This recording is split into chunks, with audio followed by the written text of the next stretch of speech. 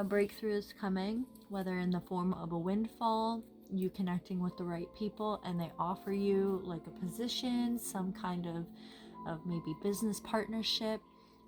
There's going to be some kind of financial abundance that is going to be offered to you. In the traditional Rider-Waite, the Ace of Pentacles has the hand, right? The hand of God that's coming out of a cloud with this giant pentacle. And it's basically stating, this is a really good opportunity. I'm gifting it to you. It may literally come in the form of what feels like a miracle, especially if you've been kind of tight and struggling, trying to like figure things out, and you're maybe a little bit stressed. An opportunity is going to be gifted to you from God. Notice the eye of, right? It's literally going to be gifted to you, and it is up to you, right, to take this gift, right? Because in the traditional Rider-Waite, the Ace of Pentacles is followed up with the Two of Pentacles, which is about taking the gift and then finding this like balance with it, right? It's up to you to take it and run with it. With the Fool, this is going to be a thing that you're gonna have to completely jump into. It could be a completely shift into a different like career field. It could be you trying maybe leaving the business world and going more towards entertainment, or something more artistic that may feel more aligned with your soul. This is going to be a thing that's going to require you to take a leap of faith and to trust that whatever's going to be at the bottom of this cliff that you're jumping off of, it's going to work out for you. It is going to give you a sense of excitement. You're going to be looking out on the horizon, right? With the Two of Pentacles, or with the Two of Wands, because this is the Three of Wands. You know, he takes the creativity of the Ace, and then he's standing there, he's kind of thinking about it, he's looking out on the right horizon, trying to figure out the plan. And then the Three of Wands is about taking action towards that plan. So when this comes in quickly, because I feel like it's going to be very quick with the hand of God, it's going to be up to you to jump into it, and then to trust completely and move forward wholeheartedly into it. This is going to ask you to be very creative, to really bring your best self, to be authentically you in this endeavor. And it's going to be something that is so fulfilling emotionally that you're going to want to put in the work. You're going to want to be slow, methodical. You're not going to feel rushed to get it all done and to get to the end. You're going to enjoy the journey, right? Because with the Knight of Pentacles, he's the slowest moving knight in the deck. But this man is a workhorse. He just trots along, he does his business, he does what he needs to do. And then with the Eight of Pentacles, you're going to master it. Whatever this opportunity is, you are going to be a master at it. You're going to very quickly surpass any apprenticeship portion of it. This is going to be something that's extremely fulfilling, that you're going to materialize very quickly in. At the bottom of the deck, so what's kind of hidden, right, the underlying energies that we have to kind of be cautious and aware of, is the Two of Swords with the Five of Swords and the Ten of Pentacles. This is going to be a situation where if you're not careful and you get too much into analysis paralysis, or I don't know what to do, should I take it, should I not take it, is this really the right thing for me, you're going to end up in this Five of Swords kind of an energy, whether this is with other people or just really internally, just having this constant conflict, this mental back and forth, this battle, right? Be careful of that, because what you're going to end up doing is blocking this Ten of Pentacles, right? You don't want that. I don't want that for you. I really hope that whatever this is, you jump on it, because it's going to be a beautiful opportunity, right? What else do you have for me?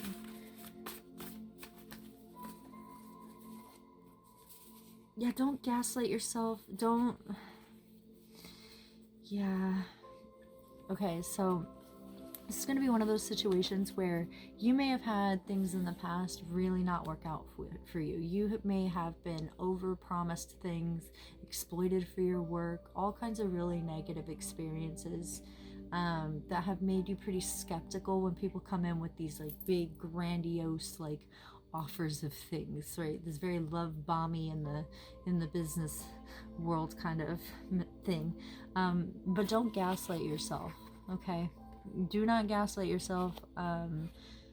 don't let them gaslight you either, right? This is going to be one of those things where use discernment. If it sounds way too good to be true and they cannot back everything up with like hard, cold facts, they're not willing to put it in writing, like things like that, those are red flags. Look out for the pathological lying. But I think what it's really saying here, because with the prickly pear and the throat chakra, you may have a tendency of closing up and maybe not being fully, completely transparent and honest with what you are feeling and thinking.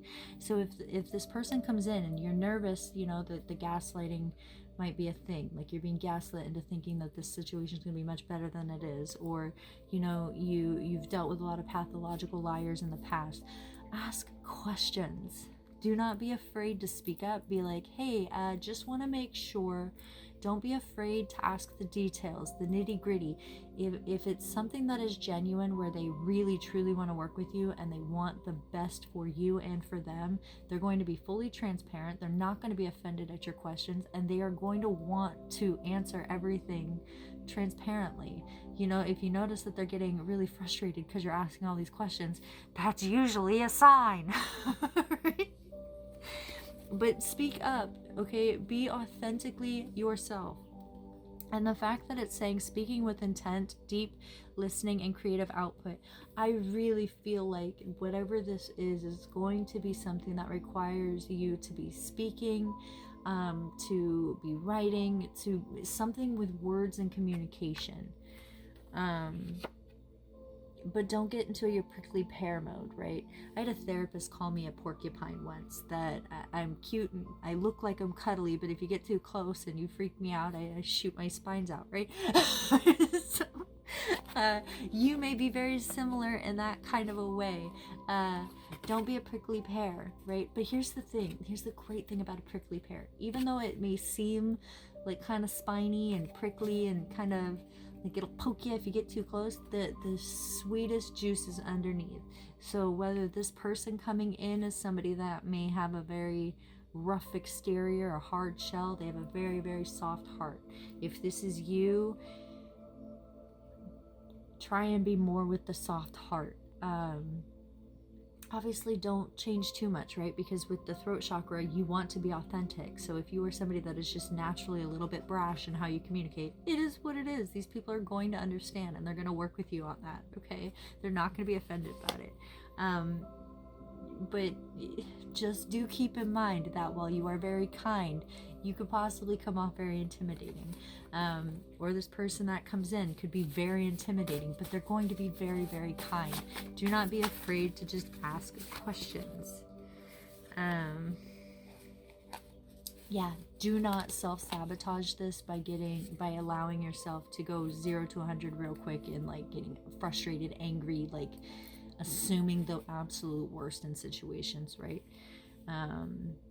It was really funny though, because when I originally wrote this road rage card, I was thinking of that video of the lady that smashed the window out before she took off, and then the dude in the white pickup truck goes and like slams into the back of her and, you know, runs her through the intersection. It's not funny because I actually found out later that there were kids in the car, so it's very devastating. But just know that if you come at whoever this is that's offering you this thing in a very brash, aggressive way, you're going to self-sabotage, because I think this person can get rowdy too. I think that you guys are very much two peas in a pod, but do know that there is somebody that is always crazier out there. Very much choose to cooperate. And you know, if it turns out that this isn't something that you're comfortable in, just communicate that.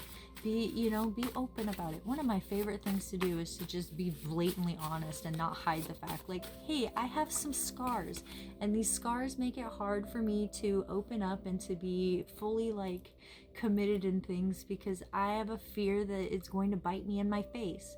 And you know, I know that we're in this time period where people are like, oh, you can't talk and tell people that. I really believe that in order for people to really truly understand you, you have to communicate these things. And you have to have the discernment to be able to tell who is actually listening to you to understand and who is listening to manipulate you. Have that discernment, right? But have the audacity to finally care about